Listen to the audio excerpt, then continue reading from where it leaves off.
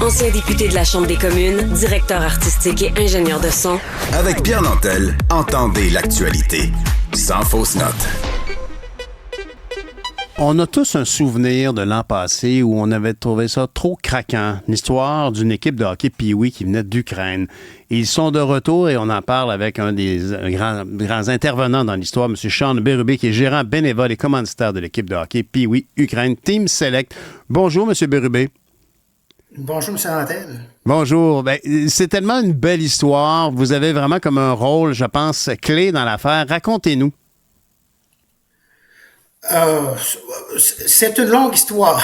Ça a commencé là, au début de la guerre, à ce moment-là, là, avec un entraîneur que je connaissais là-bas en Europe de l'Est, qui était en Roumanie, qu'on avait joué au hockey ensemble en Ukraine.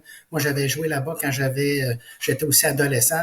Donc, on avait une idée comme ça, là, un peu là, de dernière minute. Hey, pourquoi qu'on ferait pas venir une équipe de jeunes Ukrainiens? Puis après ça, là, il y a toutes sortes de choses qui s'est passées. Ça a été une belle histoire. Ils ont été accueillis à Québec là, comme ça serait des stars de la Ligue nationale. Donc, puis là, après ça, il y a des jeunes qui ont demandé de rester là, pour aller à l'école. Et là, on va être rendu à leur deuxième année scolaire en septembre. Mais vous devez être comme leur grand frère ou leur père d'emprunt dans cette situation-là. Ces jeunes-là mordent dans la vie, sont accueillis à bras ouverts, mais ça leur prend quelqu'un pour aider à coordonner tout ça, puis c'est vous. Ben, il m'appelle mon oncle. Mon oncle Sean. Et vous avez réussi ici. Comment se passe l'accueil de ces jeunes-là quand même? Parce qu'ils sont quand même plusieurs. Comment on accueille leur organisation? Comment, je m'exprime mal aujourd'hui, je ne suis pas se cacher. Comment on articule leur accueil? Merci. Oui. Ben, la première étape, c'est de trouver une équipe de hockey qui veulent les prendre. Là. Donc, on ne faut pas faire de se cachette. On manque pas là, de joueurs de hockey au Québec. Là. Donc, de trouver une équipe qui ont une place pour eux, là, c'est déjà la première étape. Après ça, on est chanceux à Québec. Là, il y a l'équipe secondaire là, à Saint Patrick High School, qu'eux autres, c'est sûr, il manque un peu de joueurs de hockey là, avec le peu de bassin de joueurs qu'ils ont. Donc, il y en a 6 qui sont venus l'année passée, les 6 reviennent, puis on en a 2 de plus là qui vont arriver. Donc, on va avoir un total de 8 jeunes là, anciens Pee-Wee qui vont venir étudier là ici au Québec. C'est une belle histoire. Dites-moi, comment sont ces jeunes-là quand même? Parce que ce qu'ils vivent, c'est quand même épouvantable. Là. L'Ukraine est en guerre. Ouais. Ils sont de régions qui sont sous attaque russe actuellement? Oui. Dans le fond, nos jeunes, il y en a qui viennent de Kiev, d'autres de la ville de Dnipro. On a d'autres jeunes de Odessa. Donc, c'est toutes ces 3 villes qui se font bombarder. Cet été, ils sont retournés quelques jours, quelques semaines pour voir. Dans les 6, il y a des pères qui sont au front. Donc, justement, j'avais une vidéo là, d'un jeune qui a vu son père, je pense, pour une couple d'heures, qui est venu là le voir à Dnipro là. Donc c'était un beau moment là que se sont retrouvés là. Mais oui, c'est des jeunes qui ont vécu la guerre, que leur famille est là-dedans. Donc ils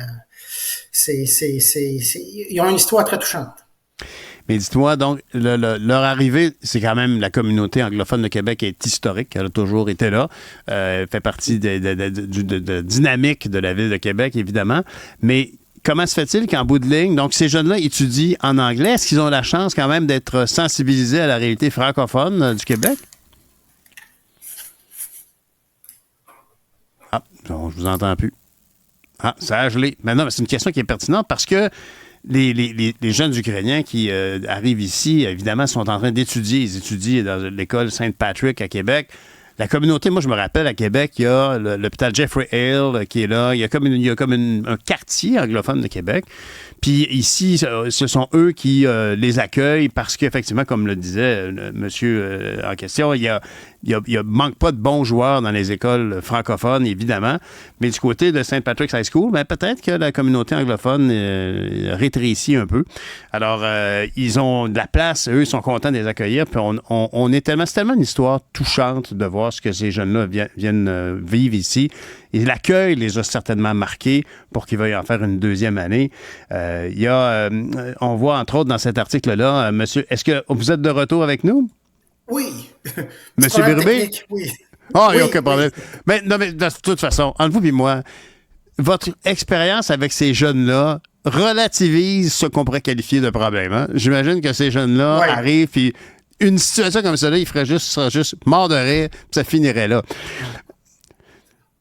Mais dites-moi, ils sont comment? Quand ils sont ici, est-ce qu'ils sont allègres ou ils sont toujours inquiets pour leur famille ou s'ils peuvent en profiter vraiment puis avoir un peu de cœur léger pendant cette session-ci? C'est sûr, dans notre groupe, là, les 6 de l'année passée, on a toutes sortes de personnalités. Là. Il y a des jeunes qui sont arrivés ici puis ils sont vraiment capables là, on va dire là, de mettre ce qu'ils vivent là-bas sur pause puis en profitent.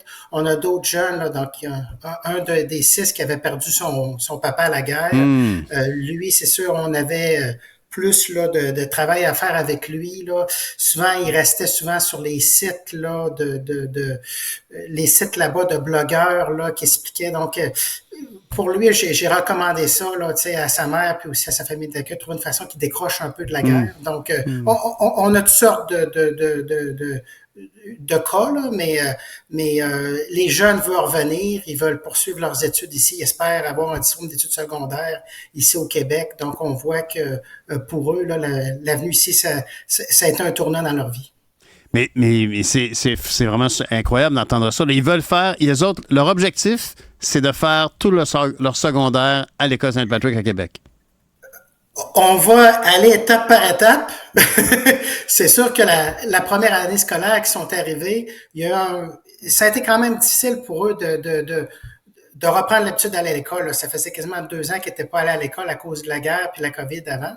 Donc, je peux dire qu'au début de l'année, là, certains d'entre eux peut-être prenaient pas ça assez au sérieux l'école, mais vers la fin de l'année scolaire, je pense qu'ils ont eu la piqûre puis aussi ont vu l'importance. Là. Donc, j'imagine que en septembre, là, ça va être, ils vont être beaucoup plus, ils vont être sérieux. Là. Ils me l'ont dit, puis c'est même chose avec le français. Mais vous avez tellement un rôle exceptionnel, M. Bérubé. Vous avez tellement un rôle exceptionnel. Vous êtes vraiment comme leur mononcle, leur grand frère.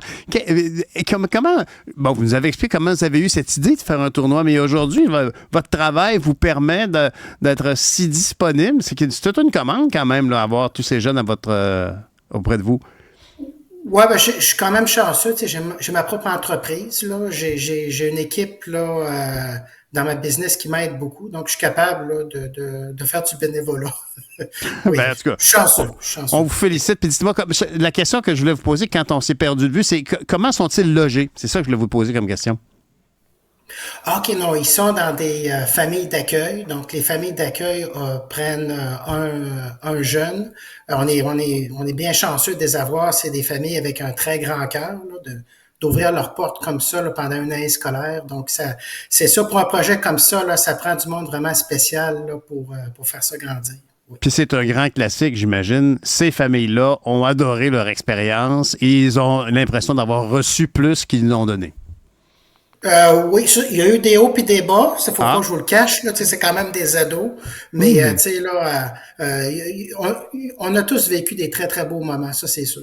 Oui. En tout cas, vous êtes vraiment comme un livre ouvert parce que quand moi je vous dis, puis je le pense, je l'espère, très souvent quand on fait du bénévolat, on a l'impression qu'on reçoit plus qu'on donne. Là, ici, tu as une famille qui accueille un jeune, puis on peut imaginer qu'ils sont tous tombés en amour avec. Mais non, mais il y a quand même, on n'est pas dans un roman ou dans un film américain. Là. Il y a des enjeux parfois qui deviennent plus compliqués que d'autres. Oui. Mais l'expérience valait tellement la peine que vous décidez de vous d'y retourner pour une deuxième année. Et comment ressentez-vous l'ambition des jeunes qui voudraient en faire un projet de finir même leur école secondaire? Est-ce que pour vous, êtes-vous prête à aller si loin pour encore 3 autres années? Moi, je veux les supporter là-dedans jusqu'à temps. Là, un jeune qui veut dire qu'il veut finir ses études puis qui va avoir un diplôme d'études secondaires. Là, moi, je vais les supporter là-dedans jusqu'au bout. J'ai vu que le nom de votre équipe comportait le mot Select. Est-ce que c'est un partenaire privé qui aide, entre autres, à l'organisation des activités et tout ça? Ah non, c'est nous, avec d'autres bénévoles, là, tu sais, qu'on... Peut-être que s'il n'y aurait pas eu la guerre, bon, la Fédération ukrainienne serait capable de... tu sais, mais là, en temps de guerre, il fallait leur donner un coup de pouce, là. Donc, c'était... on est beaucoup de bénévoles là-dedans, dans ce C'est projet. vraiment, en tout cas, tout un effort. C'est une communauté qui accueille. Fait que je vous félicite, M. Berbier, Oui. d'avoir coordonné tout ça. C'est très touchant. Puis donnez-nous des nouvelles, parce qu'honnêtement, c'est des belles histoires qui nous font tous du bien. Merci beaucoup, Sean Berube, qui est gérant bénévole et commanditaire de l'équipe de hockey Pee-Wee Ukraine Team Select. Ben voilà, c'est une belle histoire avec laquelle on termine l'émission d'aujourd'hui. On se reparle demain matin. Salut!